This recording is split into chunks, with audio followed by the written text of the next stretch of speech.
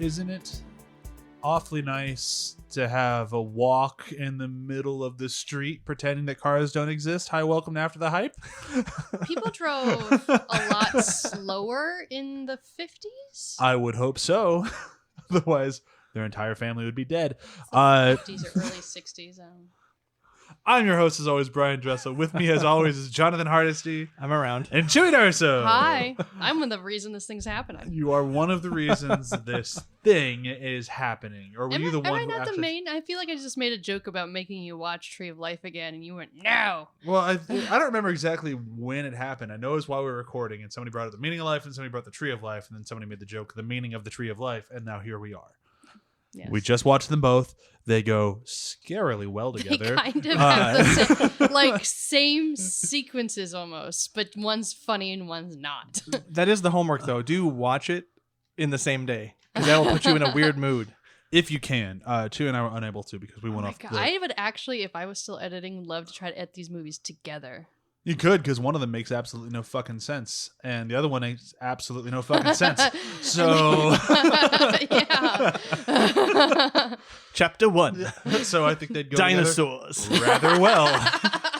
Chapter 2, weird penis fish things. Chapter 3, mom issues. Yeah, and my phone. But before we dive into it too much, let's do a where have you been doing. I can go first. I just watched the first episode of the newest season of Comedians in Cars Getting Coffee, which was with Eddie Murphy.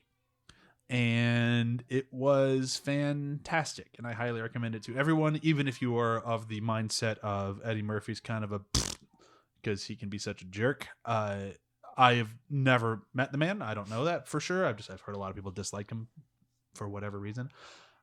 I thought it was kind of cool seeing it.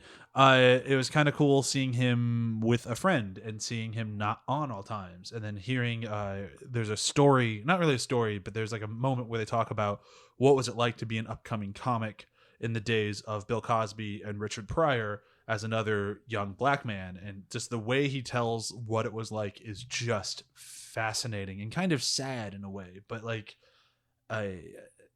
It was amazing, and I highly recommend just for that one conversation because it's really, really interesting. It's like 40 minutes long, but I still think it's totally worthwhile. Cool. I think like the last thing I read about, he had like an interview where he was talking about Coming to America, I think, or whatever the movie was with John Landis. Yeah, and like he's got like Eddie Murphy's got some stories to tell. Oh yeah, and so yeah, I'm very much interested to see that episode of the show. Oh yeah, he talks about like hanging out with Michael Jackson and Prince, and like yeah, he was one of the biggest things on the planet for a while. So the people he knows and the stories he has are very, very interesting. Yeah, so I'd say check it out. John, what about you? So I had just finished watching the show I was watching, and I just forgot what it was. Brooklyn Nine-Nine. Oh, Brooklyn Nine-Nine, yeah, it was a sad thing to end that show, and I decided to switch over to a Hulu original, Futureman. And I made it through the first season. And I really enjoyed that first season. Although at the very end of the season, I felt done with it. So I haven't moved on to the next season or anything. It felt closed. Like there was closure even though he's getting summoned again. And then it ends that season. It just felt done. So it might take me a while to get back. We watched like the first episode of season 2, and then then I kind of had that emotion. Yeah, I wanted to keep watching it, but then I felt bad watching it without you, so I just haven't watched it. You can watch it without me. All right. Honestly, after watching that first episode, I was just like, I think it was a one and done, at least for me, because that first episode is sort of like how you felt when you watched the first episode of the second season of Legion. Oh yeah, that's kind of how I felt about that. Yeah, and fair enough. And everything about that first season just felt so tidy already. That it was like, okay, I'm good. It did do one thing that I realized is a trope that I like in shows and movies where they're kind of fish out of water is a character learning how to cook and excelling at it and really liking it, but being against their type. So in this case, what was his name? Wolf. Wolf, learning how to cook and being just a savant. Yeah. and developing that restaurant where he kidnaps people and gets them near death and then gives them the best food of their life. That whole arc, I think, was my favorite thing in the whole... Things taste better when your adrenaline's high. Things taste better when your adrenaline's high. I mean, I'm a James Cameron fan, so you know what episode's my favorite. That was a great episode, too. Even the one where he went back to the Futterman house back in the past met his father and almost hooked up with his mother, but they switched. They did that switcheroo where you like he hooked up with his mom. Yeah. It happened. Yeah. He didn't.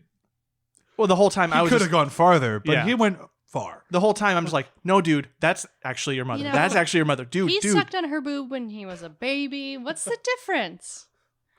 Motivation. Yeah, I know.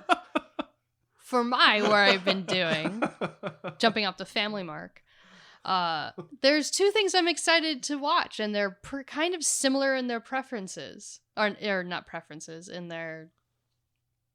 What's the word? Genre? Circumstances? Okay. I don't know. I thought it Pretzels? I thought it started with a P. The movie Don't Let Go and the TV show Undone on Amazon. I'm actually excited to watch both, even though I feel bad being excited for a Blumhouse movie, because everyone I know that has worked for them says they're awful. But I like their movies. It's a frustrating experience. I like some of their movies. Yeah. Some of them are horrid. Well, no, yeah. This is kind of one of the things I talked to one of the prop people about with that. But both of them involve a family member being dead and reaching through time and space to another family member to figure out how to bring them back.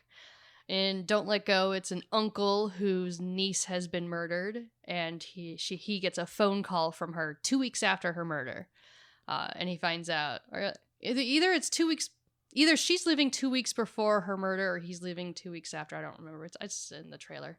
Either way, he's talking through her this time travel cell phone call to try to stop her murder, because he's making her a detective in her own death, pretty much.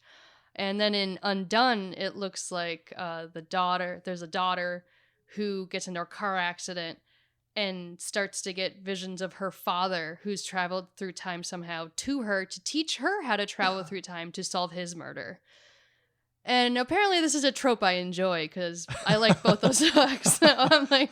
So, are you a big fan of the movie Frequency? Actually, yes. Okay. I never watched the show, but I loved the movie. That's a terrible movie. I like it. So, I mean, I guess it's a niche for me. Yeah, no, time travel communication with family members and trying to solve their deaths. It's you get me. It's a hook. Yeah, Apparently. there could be more of them. That's all you're saying. Yeah. So I'm I'm excited to fine with watch this amount. both these things. Oh man, imagine them together. The learning how to like they travel back through time to warn of their murder. They learn how to cook and really like it. Yeah, maybe. They name themselves Yeah. Corey Wolfhart. And Aw, Oh, he's so good in that show. he really is. Especially after seeing him in Preacher. I want to see him more. Yeah. Okay, I think we should dive into this monstrosity of an episode. It's amazing. So today's episode is titled, as we've been saying for a while now, because we kept meaning to do it, and god damn it, we did it. The Meaning of the Tree of Life. This was a pairing, a double feature, if you will, of the Tree of Life and the Meaning of Life. Like we said in the beginning of the episode, they go scarily well together. So much as to say, I could argue they're kind of the same movie. Or at least they have the same message in the end. It's one of those things where you have an assignment in school where it's like everyone has the same prompt. You're going to direct a movie off the same prompt. And Yeah. Terrence Malick and the Monty Python group got the same prompt. And they're like, go with it. Yeah, What does life mean in relation to death? Go. it's amazing. Right. And we got two very different takes on that. One is all about family and grace and wonder and believing in the Holy One above. The other one is nothing makes sense. It's all chaos. People who believe in religion are a little silly, and But people who Where's don't the are fish? Also, yeah, but people who don't are also silly. Everything's ludicrous. Just enjoy it. yeah. Whereas, oh, we have a visitor right outside our door who's Oh. upset that we're here. I'm sorry, honey. Oh. Oh, little Corin. Like, he didn't bang on the door this time. At least he didn't bang on the door this time. But yeah, so the way I want to start this episode, at least as well as we can, is to kind of go through the similarities between the two, because I have a feeling that while we're saying this, people are going, I've seen both those movies. You're wrong. Right.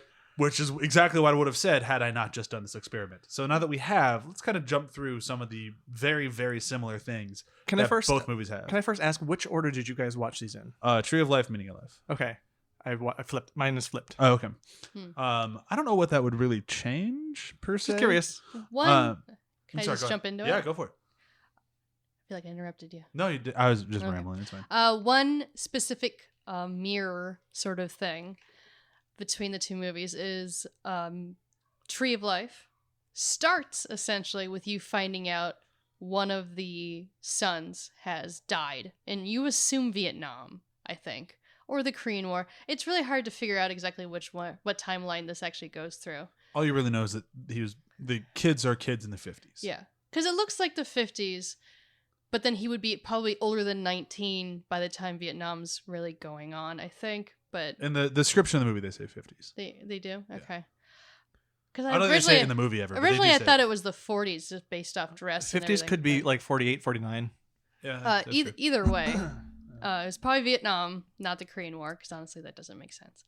But so the brother dies, and a lot of the movies is kind of wrapped up around that, about the main kid's relation with his mother, the relationship with the entirety of his family, and the pros, negatives of who is a man. Should you die? All this stuff. And then in Meaning of Life, you have a brief sequence where someone gets in front of a billboard and states, like, all this happens, and that's why we always need an army. And then God comes and zaps him.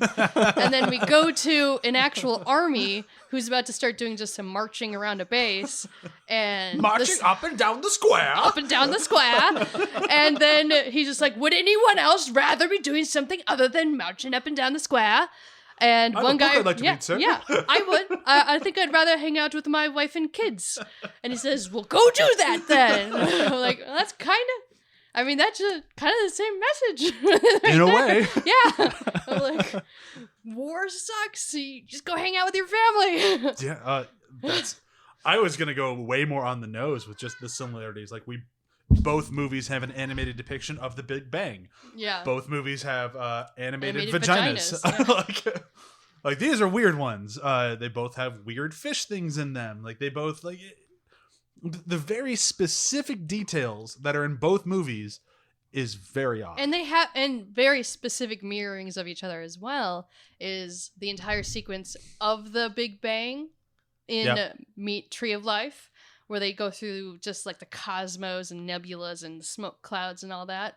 And then in Meaning of Life, you have a delightful song with a man coming out of a refrigerator and then describing what you truly are in the universe how it's all meaningless. Yeah. Which is kind of the same thing. Like, you see the grandeur, and in this one, you're hearing a silly song about how you're not part of the grandeur. And weirdly enough, both movies are paced almost exactly alike. And I caught this on when I was watching Tree of Life, where each, Meaning of Life has all these movements, and there's chapters and there are pauses. And the pauses kind of happen in similar areas in Tree of Life too, where it's like, we've got our moment, and now we're on to the next segment. Yeah. There's that little glowy light that fades in and out. Now we're in a new section. And I was like, I'm in a very similar rhythm to both movies. Yeah. One uses a glowy light, one uses title cards. Yeah. Yeah, I believe the first time the glowy light came up in Tree of Life, I said, see that, honey? It's a vagina. That's the movie disappearing inside of its own ass. Inside of its own vagina, okay? Fair. It is far more feminine. Yeah, nature versus grace, Brian. Yeah. Because Tree of Life is very much wrapped up in the relations of a mother and her son. Very much. Also a father and their son. Yeah, father and their son, but But that was definitely I very would argue strained. in screen time and the amount of times he says mother far outweighs father. Yeah, it's also part of the reason I don't like the movie, because then why isn't this about the mother? Because we're spending all the time talking about the mother and all the time seeing the father. The movie, like, if we were to do a full episode on this movie, I could just rip into it for days and days and days about how it is unbalanced in its storytelling and it drives me completely insane. But that's not what we're here to do today. We're here to talk about how fun it is to watch these two movies together. Because it was a good time. But there are things that, like, I kind of jump into a little bit of both and do like kind of our own little mini reviews of them, because I think that's kind of where this should naturally go. And we'll start with Tree of Life, because I want to see, because I know CHEWIE likes the movie, not full blown loves the movie, but I love and actually adore sections of this movie. okay. John? As an sorry. Go ahead. As an entirety, it's close to love. It's not quite there because there are sections that drag. Yeah. So because of certain parts of it, I can't say I love the entirety of it. Sure. John? Yeah, I'm kind of in a similar boat. There's a lot of areas that I really, really like, border on love, and then other ones that kind of drag a little bit. But as a cohesive whole, I'm very positive on it.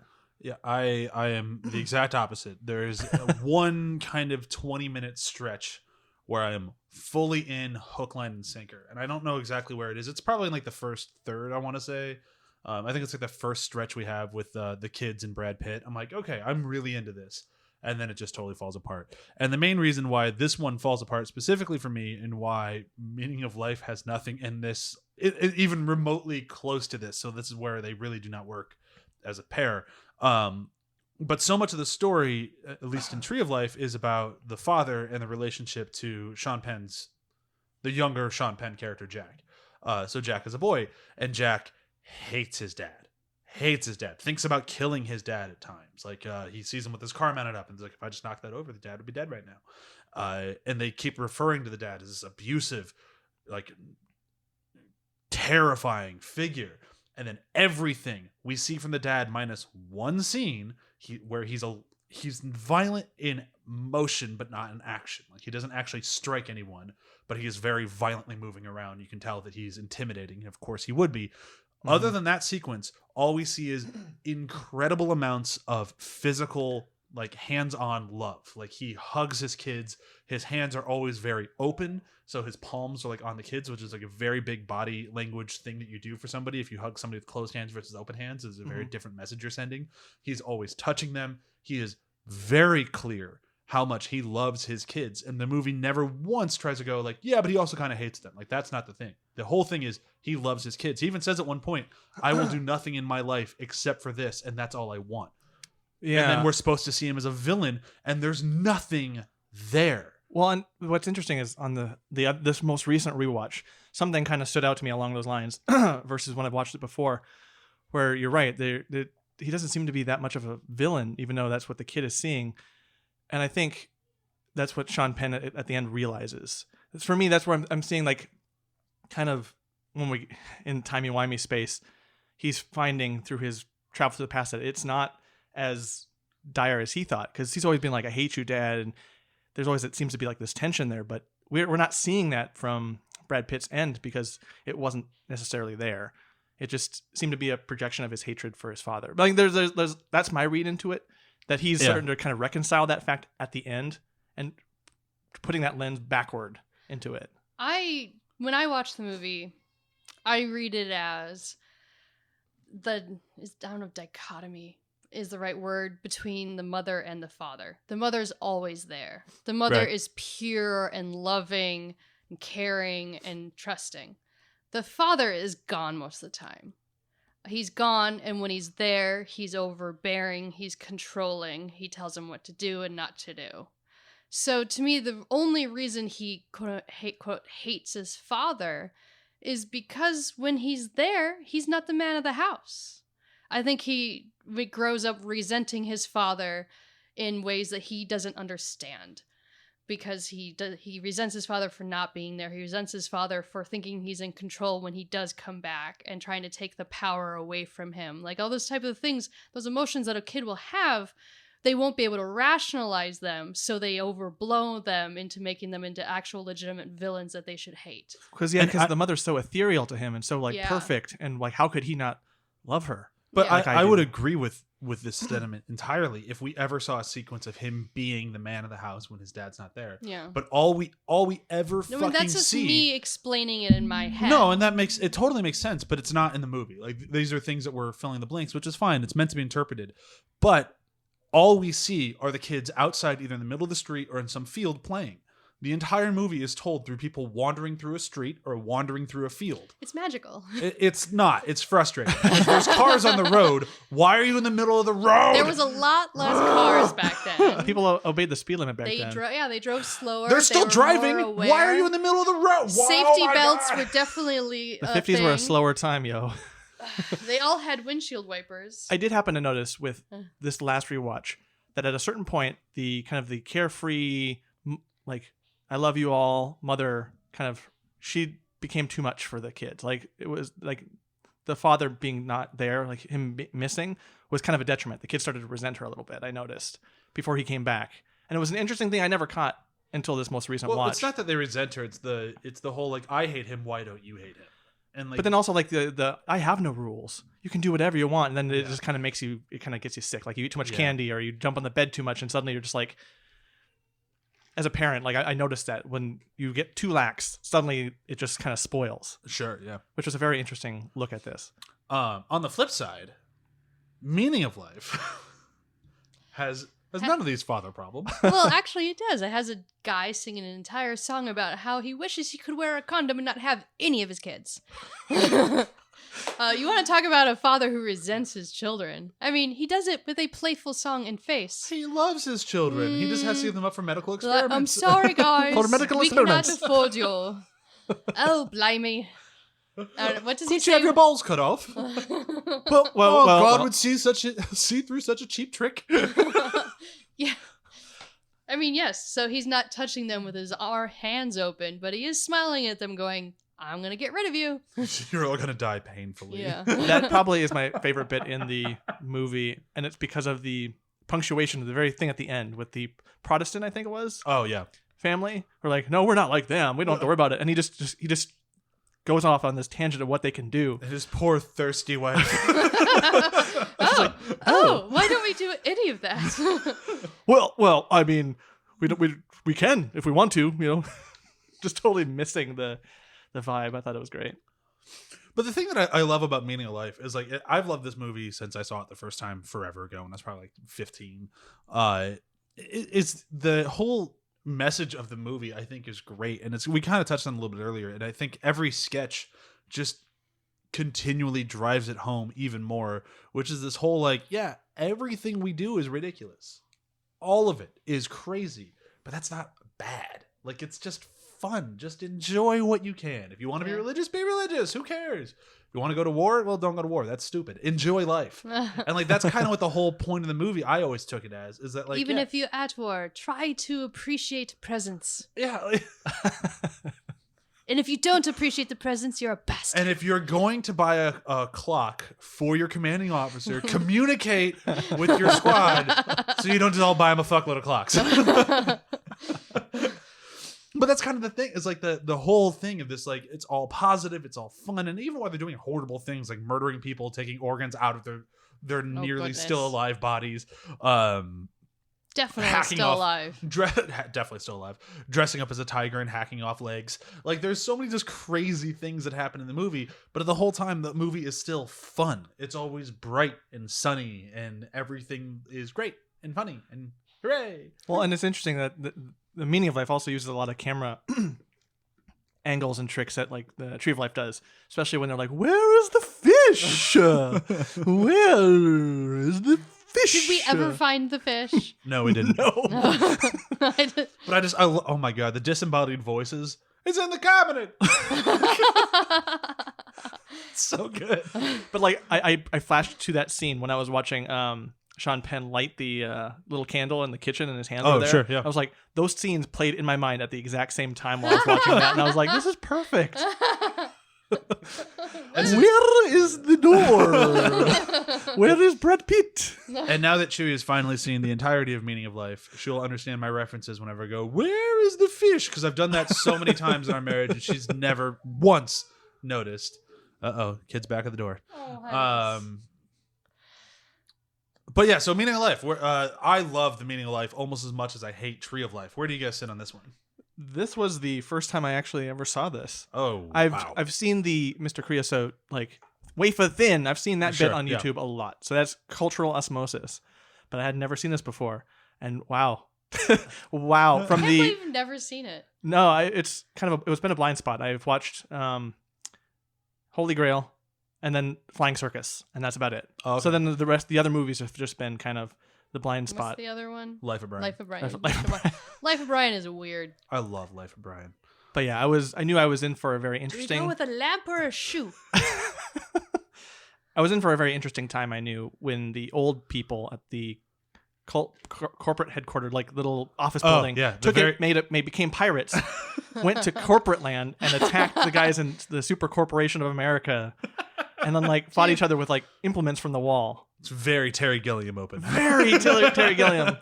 It made me immediately want to watch Baron Munchausen again. Yeah, me too. Because it feels like a Munchausen scene. It just makes me really sad that he regrets making that movie. He doesn't regret making the movie. He regrets its reception. Yes. He won't talk about making the movie. I watched a documentary this week on the making, or the nearly making of the first time he tried to make the Don Quixote movie. Uh-huh. And in there they mentioned Baron Munchausen. He's like, the woman who's working with, like, oh, he won't talk about that. That movie he thinks almost ruined his career. And he's not entirely wrong. It very nearly did. It's a great movie, though. Everyone should see it. Oh no. It's fine. It's from Target. Okay. What's your, let's go around the table. Favorite sketch in Mini Life? It's a tough one, I know. Mine is very, very easily Death. Death showing up at the end of the movie. It has killed me since I was a child. Shut up! I saw that scene way before I ever saw the whole movie because my parents won't let me watch the whole movie because there's so much sex and like nudity and craziness in it, but they'd let me watch that scene. I had the entire thing memorized probably by the time I was like 13. Just none of you've got any balls. just the skeleton hand doing like the grip thing. It's just so fucking good. And then just top it all off, how did we all die at the same time? And she's so proud of herself for trying to pull one over on him. And just the over dramatic point like that goes up and over his head to the salmon moose. You didn't use canned salmon, did you? Oh, I'm so terribly embarrassed. Like, it's fucking great. It's one of the best sketches ever on film. Salmon moose? I've never even ever seen that. Oh my god. I think it is one of the most well-written sketches in history, and I think it is just like, for me, like the funniest Monty Python sketch in anything they've ever done is the argument at a flying circus. The pay to have an argument sequence is one of the funniest things ever on film.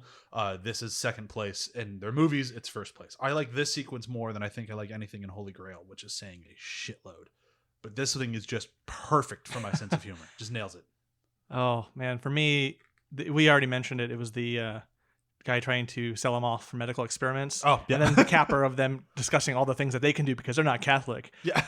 And then just kind of totally missing the signs completely. And that song is so good. Every Sperm is Sacred is so goddamn funny. And just the setup for the song and the choreography of the dance number, like from everyone. And the ladies like walking over the wall to the next house and going like, woo! Yeah. And just the Chinese dragon at the end. There's so many elements that are so great about that. But I think it for me, it's tied with the animated bit from Terry Gilliam with the tree near the very end and outside of the cemetery. Mommy, it's like, Mommy, no. Well, right. Well, the first guy's like, I can't take it anymore. Oh. And then the leaf falls. I'm just like, oh God, there's going to be more. And the honey's like, honey, where are you? I cannot live anymore. Oh, it's so goddamn funny. And then the whole tree just goes, ah. It's really hard for me to choose which one's my favorite, but if I had to, it has to be the overarching thing with the accountants. Oh, yeah. It's just, I love when they go into corporate land or city or whatever it is, and they start attacking the boardroom, and they're like, get the layouts or take these forms, go. And then it comes back later where they're like, all right, what's on today's docket? Not enough people are wearing hats. And there's just so much more left to own. It's just not enough people wear amazing. that. Is that true? Oh, yeah, they're still buying them, but nobody's wearing them. It's great. Has anyone ever noticed that building before? And then just the fact that for cannons, they're using like cupboard or filing cabinets. That's just as the one guy's dying, he holds up the one piece of paper. File this. Yeah, that's amazing. I love that. This is a type of absurd humor that I adore. At the very beginning of that sketch, before it pays off in a different way, with a different ending for them, where they just go off the end of the earth, where it's like, yeah, people's thoughts about the shape of the world was sadly inaccurate, and they fall off like, ah! And I was like, man, I think I know where the flat earthers really got their start. But then just like a building hits them at the end. Like I like how there's just two separate ends. Yeah. Oh yeah, the whole like, we're sorry about this interruption from the preceding picture. Let us take care of that. Oy. Yeah, so I honestly think, now that we've kind of talked a little bit about both of them, I think the way to watch this would be Now, I'd be interested to see if you disagree because you went the other way, but I would say Tree than Meaning because Tree is just such a fucking heavy movie. And even if you don't like it, it's like you can't deny, like, I'm sitting there going, why is this movie 12 hours long? Why would anyone make a 12-hour long movie, especially if it's just going to be a bunch of people wandering in a street and touching each other's faces for 12 hours? What a terrible idea. But I still can't get around, like, it is a very emotional movie. It wears its emotion on its sleeve. It does it very well. You can tell the whole movie's about death and grieving and moving on and family and all these big ethereal ideas, and it's wonderful in that. But the execution is as horrible as its ideas are wonderful, and I'm like, ugh. Not for all of us. Yeah, for some of us, we actually appreciate the execution. The execution is horrid. But I think that would have, like, See, I think as far as, like, when you're going, if you're to schedule this at, like, the New Beverly or something, you would want to have Tree of Life first. You want to have, like, the slower one first in any sort of double feature. So that way you can kind of end on a very energetic note. Well, I think that, like, because all the same themes and stuff that come across in both movies, I think they leave you with a more positive, like, it's kind of like the happy depressed thing at the very end of, like, everything is meaningless and pointless, but that's not necessarily a bad thing. And we didn't talk about how they connect at the end as well. Do tell. They connect at the end. One guy is running away from a bunch of naked ladies onto a beach. Topless ladies. Topless please. ladies. Yeah. And the other movie ends with Sean Penn walking after a woman. I think it's his wife at one scene. Mother, I believe. Well, he goes through a doorway once with a brunette, and then he goes towards his mom again at another time. Either way, he ends up on a beach. Yeah. And there's just a bunch of people wandering around. Yeah, They both do it. Bunch of random people wandering around on a beach, and then both movies end, quote unquote, in heaven. Yeah. Although very different interpretations of heaven. One has a lounge singer. One has a lounge singer. Who is that guy? And a bunch of women wearing plastic boobs. Very odd ending. Oh, yes. That was not Tree of The Life. backup singers. No, there's no exposed breasts in Tree of Life that I can think of. I straight up gasped when he was being chased by the topless woman. Just as a concept, when they revealed that, I was like, I've never been so surprised in a movie before. He chose the own manner of the manner of his death. Because it's like a 11, 12-year-old. Like, that would be hilarious. Like, that'd be so cool to die from a bunch of women chasing you naked.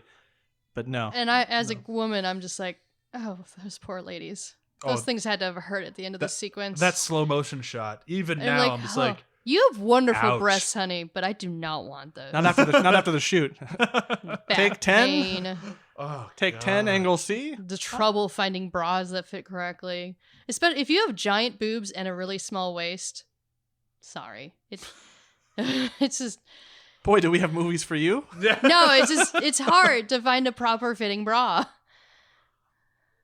You are at the wrong table for Yeah, this I conversation. know. We're both I'm letting just you like, know. We're both just like, I know what bras are for. Imagine Is that sort of like finding watches? Imagine having a very tiny butt but gigantic balls and finding underwear that's going to fit that correctly. I don't think that'd be as big of a problem as you think it would be. So it's No. like No. putting on your underwear backwards once and being like, oops. Yeah. But like forever? Never mind. I don't think there's a comparison. Never mind. Yeah, there's definitely no comparison. Yeah, you guys need to shove something to a side. We're stuck where they are. Yeah, exactly. Yep. So what haven't we hit? Like what else do you think works about watching these as a double feature?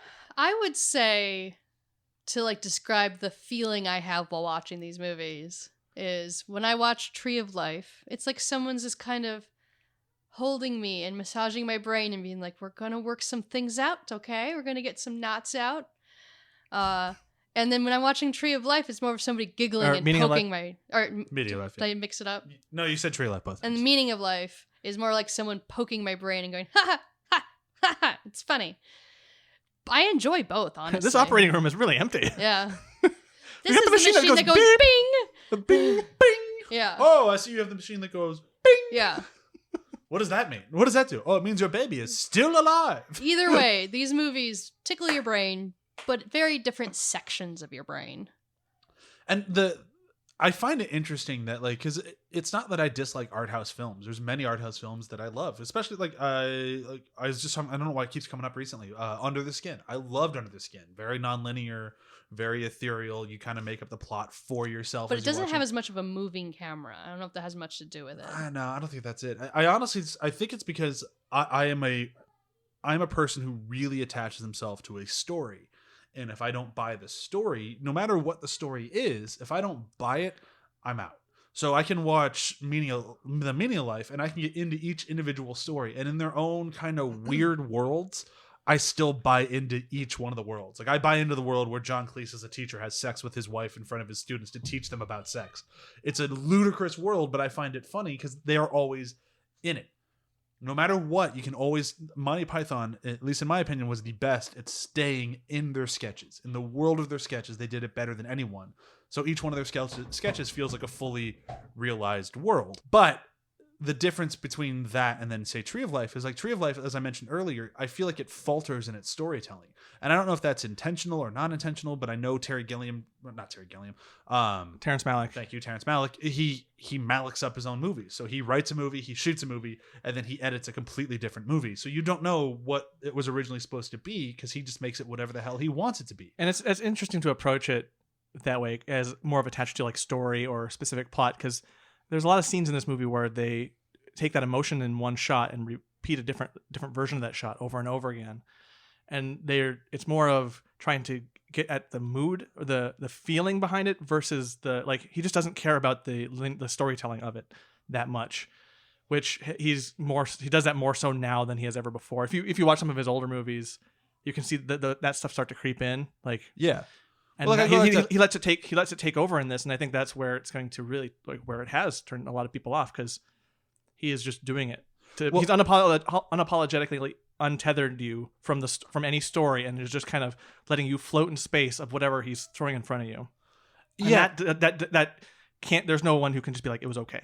Like you can't just be like, that was okay, or middle of the road with it. See, I know a lot of people who are like that because they attach themselves to the Brad Pitt story. The Brad Pitt story is told okay.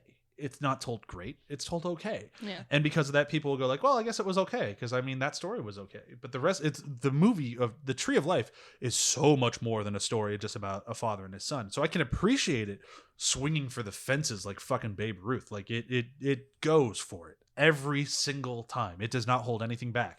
I can appreciate that.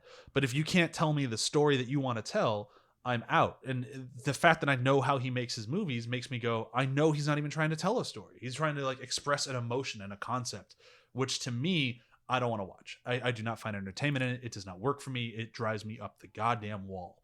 Yeah. And I think that is kind of in my example for why we would disagree on that is kind of like when we talk about music. Sure. And you're very much a lyricist. Yes. You want to understand what the person is saying and what they're meaning and all that. Sometimes I do like say Baby Metal. I don't have a fucking clue what they're saying in anything they say, but it's fun. It's awesome. In general. Sure. Yeah. In broad strokes. In broad strokes, you are much more about what the song is actually about. And we've had that discussion where there's plenty of songs and we're like, I don't know what this is about, but I like how it makes me feel. And to me, that's more what music is to me. But does it make me feel something specific or take me somewhere mentally that's an abstract emotion or thought? Sure.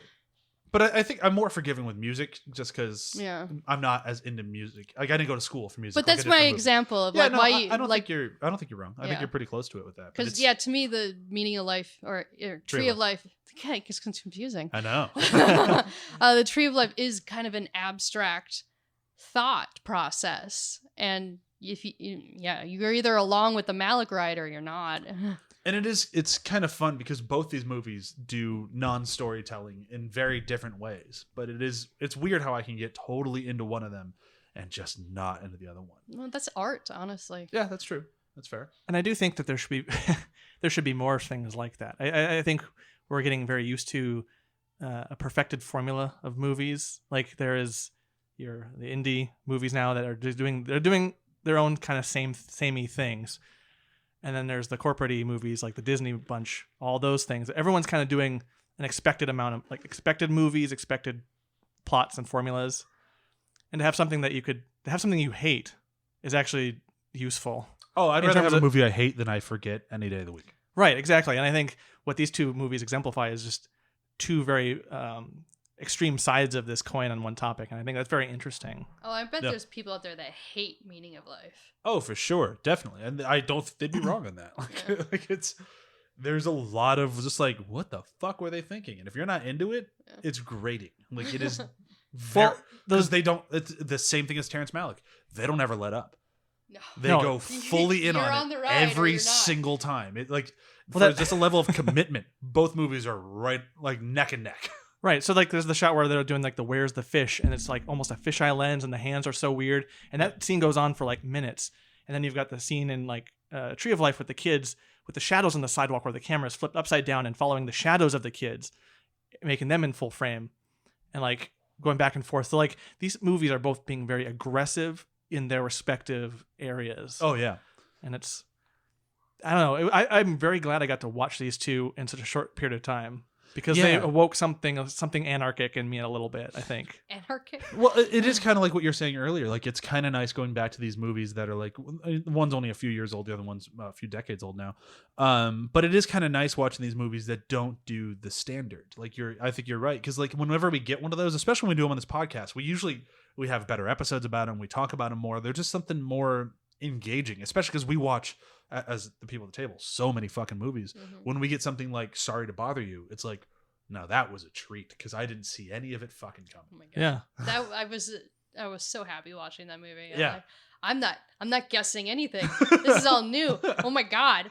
Well, and there's something to be said about having an experience with movies. And when you watch a lot of movies like we do and start to be able to guess where everything's going accurately, almost 90% of the time, it's frustrating. It's nice to have desserts like these. Well, yeah, it's even like now for new movies, or like even the new TV shows, like say take for example, like I probably brought up on the show many times, but they came out right at the same time. We had Umbrella Chronicles and we had Doom Patrol. Umbrella Chronicles hit every single note that I've seen every other show of the like do, and it hit it well. It did it very well, but it used Don't Stop Me Now. It used other musical cues. It had big choreographed dance numbers. It did everything to be the cool show on TV. It did it great. It might have even done it better than any other show before. I don't know. I didn't finish it. But either way, I can see why people loved it. There's like Sam from our show. She loved it, and I get it. It's great. It's just it didn't do it for me. And then I watched Doom Patrol, which is a very similar idea and does everything against the grain. Whatever you're supposed to take a right at, it takes a left every single time. And it gets to a point where it's like you'd almost start expecting the unexpected, and because of that, you're like, oh, I know what this show's got up its sleeves, and no, you don't. right? You are wrong every time. And it's like it was so refreshing and new. And I've even read Doom Patrol books and I loved the hell out of it. So I think that's kind of what's nice about like comparing that stuff to the meaning of the Tree of Life. Like these are movies that you did not expect. Yeah. Either one of them. Like, because when I went to go see the Tree of Life, I was expecting a story that took place in the 50s about a dad and his son. That's what I was expecting. And then in the first 20 minutes, I get dinosaurs and the creation of time and penis fish and vagina fish, and which are actual fish they went and filmed. And not just dinosaurs, but like one stepping on the other one's face, making sure it stays to the ground. Like weird psychological stuff with dinosaurs. I read an entire thing with the editor during that sequence because I can't watch this movie. I have to do something else during it or I will go insane. Do elaborate. I'm curious. So I was reading. I was trying to stay engaged in the movie. So I was reading things about the movie while I was doing it. I read a lot about the actors. I didn't know that fucking Cyclops was in this. Yeah. Also, He Ready doesn't Player One do kid. much. That's the same kid. Yep. Oh yeah, He yeah. does very little. yeah. He's got like nothing to say. I don't think he even has any lines. I don't think so. His best line is where he put his hand on the window That was a good to his moment. brother. That was a great moment, though. Good moment. But yeah. So apparently the entire sequence of like the dinosaur putting his foot, I guess we'll call it. It's a foot. It's a foot on the other dinosaur's head was to show that he could choose to kill that dinosaur right now and eat him, or he could choose the way of grace and take the foot off and go find some herbs to eat instead. And that's what they're trying to show. But we didn't show him eat the herbs. We didn't show the choice. So it was a bad fucking idea. This movie makes no fucking sense. Although to its defense, I think as an example, that's an interesting approach to give us different ideas of what that is when we watch it. Because I've watched this. But you're a years smart apart. guy and you've seen the movie and like I trust your opinion on this sort of stuff. Yeah. You didn't pick up on it. Not that, no. Yeah. But what I did pick up on it was just I sensed a relationship between that and the two parents. Like I sensed that. Sure. And but not what they were going for, just something different. And then there was something different from that this most recent time. It's maybe it's a negative for this movie or a positive, but it's hard to articulate a lot of thoughts about this because you end up kind of getting in your headspace with it. Yeah. And you get really far up into the headspace. With me, when I watched it the first time, I didn't think of it as a grace thing. I just thought looked at it as like a moment of mercy. Because a lot of the... you're close there. Yeah, though. 'cause a you're lot of- But then there's almost- the scene where yeah. he's holding Jessica Chastain and like saying like quiet, stop, and like holding her there for a minute, and it's just really tense. And those moments had a very similar energy to me. The second time I watched it. Yeah. So, So, to like, me, the- there wasn't a relation between the two, but after let's think about what you said though. Honestly, that makes me go, wait, what? Does that mean that Malick thinks that all carnivores are dirty sinners? I don't think Malick knows what Malick thinks. I'm When- like, anytime I read about anything on if set, not oof. acting on your primal urges as an animal to eat that other being gives you grace in the eyes of God, what does acting on your general nature mean in the eyes of God? See, what Because happens is after filming. I don't think lions and tigers are a bunch of dirty sinners, at least personally in my mind, they're not. Oh no, heathens, a lot of them. Bunch of bastards. Yeah. Malick just gets done with the filmmaking, wakes up after the final day of shooting, Yeah. like, where? What happened? I guess that gets into my annoyances when people try to impose more human morals onto animals. It does not work for me. No, it's a whole different ballgame.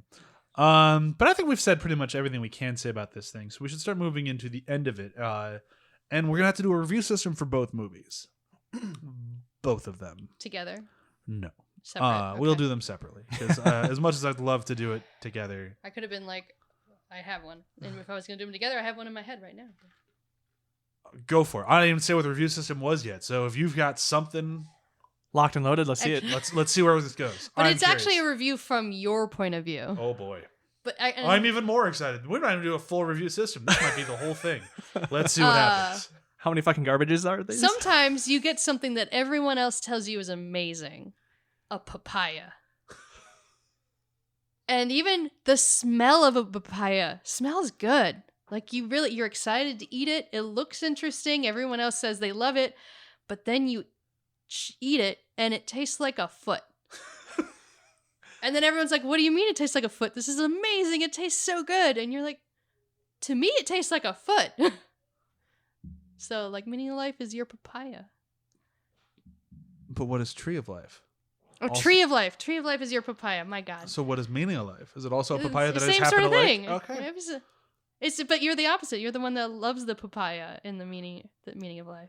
John, any fruits to review both films? Oh wow! Just to give you a background on my fruit knowledge, we keep referring to our cantaloupes as kumquats by Oh, accident. boy. Yeah, so this might be great. How many bruises on the banana? I think there's a few more bruises on the Tree of Life banana than there are the Meaning of Life, Okay. but they all got their own bruises. And they're all still edible. So a bruised banana, Yeah. papaya.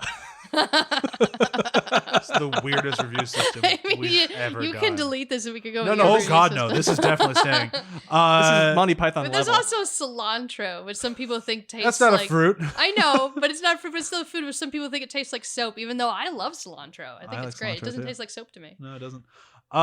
So I'm gonna go with anchovies. It's not a fruit either, but that's what I'm going with. And I'll go with anchovies because, much like the papaya or bruised bananas, I guess. This is tough. People will either think that they are wonderful and make everything better, or they're horrible and ruin everything. And here we go. So the fruit review system of papaya, bruised banana, and anchovy. It doesn't have to be very. it's just Check food. out Tree of Life It's and just Meaning of Life. They're polarizing foods. Polarizing fruits. Just don't worry about anchovies being living things. Soaked in salt. So next week. Because that's our review for this. I think that's pretty on par with an episode about the meaning of life and the tree of life. I think that worked out really well. Next week we have coming up one of my favorite movies of the year so far. I'm so excited to talk about it. I think it is just an absolute joy from beginning to end. We have Shazam! Not to ruin the entire episode. If I'm probably going to gush on this one a little bit, guys. I apologize in advance. I do have some complaints, and I think CHEWIE does too. So it will not be Aquaman, where I'm like, this movie did no wrong, and you're wrong if you don't like it. We had some wrongs in Aquaman. I don't think we mentioned any of them in the episode. We were really happy on that I feel one. like I mentioned how Mara's dress, or not dress, but outfit kept changing and like her boobage. You did mention her boobs. Yeah. That's a very, very minuscule complaint in the whole movie. Of like, What size are they? her boobs are inconsistent. Fire the editor for that. So yes, we have my God, Shazam coming up next week, and then after that we have such wonderful movies coming up. We have I just wrote the entire schedule out like 2 days ago. What was it? We have Endgame coming up. I think Ooh. Endgame is the week after Shazam, and then with Endgame we also have Alita: Battle Angel coming out. Ooh. We got some of the big heavy hitters coming out. I'm pretty excited. Alita and Endgame should both be great episodes. Endgame will have Sam back on it, which will be great. Speaking of Sam, we're moving into plugs. Check out Samwise. Sam has been doing great, and I don't think enough of you are listening to it. I'm angry at all of you because I'm not angry. I just they need to go. Maybe I'm less John, tolerant You of- should ask her how to deal with your anger towards the non-listeners. I do plan on doing that. through Lord of the Rings. And Yeah. she will have an answer for it She like would she has definitely- had for 40 weeks Yeah, or 'cause more. She will for everyone because she's very good at this. Yeah. And then be sure every Monday to potentially check out Venture Brothers. Unfortunately, right now we are in a bit of a forced hiatus because our computers keep crashing. The hand of God came whenever down and we- said no. Whenever we record. So we will record the episode Spanakopita for the third time next week. And then hopefully we won't crash and lose the episode. And if it does do that, then you will come up with a separate episode saying Spanacopa to no. Yeah, Spanakopita, no. Spanacopa no. We were not allowed to make that episode apparently. Apparently. Or we'll just try to change location and hardware or something. My God, we're doing this one last time. If Spanakopita crashes again, there will be no Spanakopita episode. But hopefully there will be. That's it for me, plug Like and subscribe to make sure that Spanakopita happens. Yes, please like and subscribe to Venture Brothers, or there will be no Spanakopita. It's potentially your either way. fault. John, what are you plugging?